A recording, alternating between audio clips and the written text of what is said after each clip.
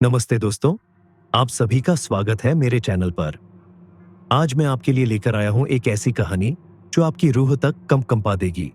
ये कहानी है काला पानी। तो चलिए शुरू करते हैं। ये कहानी है एक छोटे से गांव की जो घने जंगलों के बीच बसा हुआ था। गांव का नाम था श्यामनगर।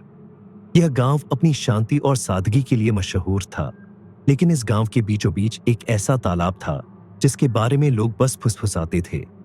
इस तालाब का नाम था काला पानी।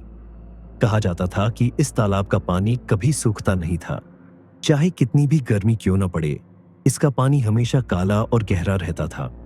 लोगों का मानना था कि इस तालाब में एक रहस्यमयी शक्ति निवास करती है और जो भी इस तालाब के पानी को छूता वह गायब हो जाता।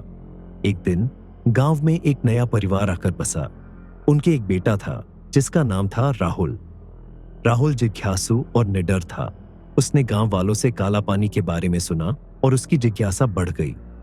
गांव वालों ने उसे चेतावनी दी, राहुल वहां मत जाना, वह तालाब शैतान का घर है। लेकिन राहुल ने उनकी बात नहीं मानी। एक रात जब पूरा गांव सो रहा था, राहुल चुपचाप अपने घर से निकला और काला पानी की ओर चल पड़ा। चांदनी रात में तालाब का पानी और भी डरावना लग रहा था। राहुल ने तालाब के किनारे खड़े होकर पानी को देखा। पानी इतना काला था कि उसमें आसमान का प्रतिबिंब तक नहीं दिख रहा था। अचानक राहुल ने महसूस किया कि पानी में कुछ हलचल हो रही है। वह और करीब जाकर देखने लगा। तभी पानी से एक ठंडी हवा का झोंका आया और राहुल के शरीर में सिहरन दौड़ गई। उसने महसूस किया कि कोई उसे देख रहा है। वह पीछे मुड़कर देखना चाहता था, लेकिन उसका शरीर जैसे जम गया हो। तभी पानी से एक आवाज आई, राहुल, राहुल। राहुल ने देखा कि पानी से एक हाथ निकलकर उसकी ओर बढ़ रहा है। वह हाथ पतला, लंबा और काले पानी से सना हुआ था। राहुल चिल्लाना चाहता था, लेकिन उसकी आवाज गले में ही अटक गई। वह हाथ उसकी ओर बढ़ता गया और अचानक उसने राहुल के पैर को पकड़ लिया। राहुल ने खुद को छुड़ाने की कोशिश की, लेकिन वह हाथ उसे तालाब की ओर खींच रहा था।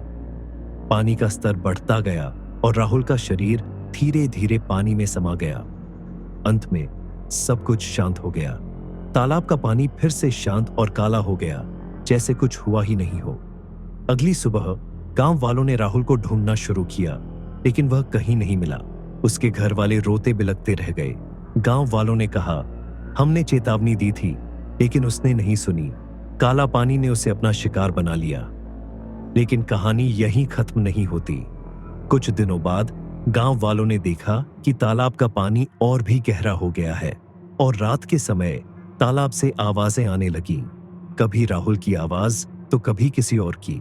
लोगों ने महसूस किया कि तालाब अब और भी खतरनाक हो गया है। और फिर एक रात गांव के सबसे बुजुर्ग व्यक्ति ने एक सपना देखा। सपने में राहुल उसे दिखा और बोला, मुझे बचाओ, मैं फंस गया हूं, काला पानी मुझे निगल गया है। गांव वालों ने तय किया कि वे तालाब को बंद कर देंगे। उन्होंने तालाब के चारों ओर एक दीवार बनाई और उसे ताला लगा दिया। लेकिन कहा जाता है कि आज भी रात के समय तालाब से आवाजें आती हैं और अगर कोई उस तालाब के पास जाता है तो वह कभी वापस नहीं आता। तो दोस्तों, ये थी काला पानी की डरावनी कहानी। अगर आपको ये कहानी पसंद आई हो तो लाइक और शेयर करना ना भूलें। और हाँ, अगर आप ऐसी ही और डरावनी कहानियां सुनना चाहते हैं तो मेरे चैनल को सब्सक्राइब जरूर करें। और हाँ, एक बात और, अगर आप कभी किसी ऐसे तालाब के पास जाएं जिसका पानी काला हो तो वहां से तुरंत भाग जाना, क्योंकि कौन जाने काला पानी आपको भी अपना शिकार बना ले।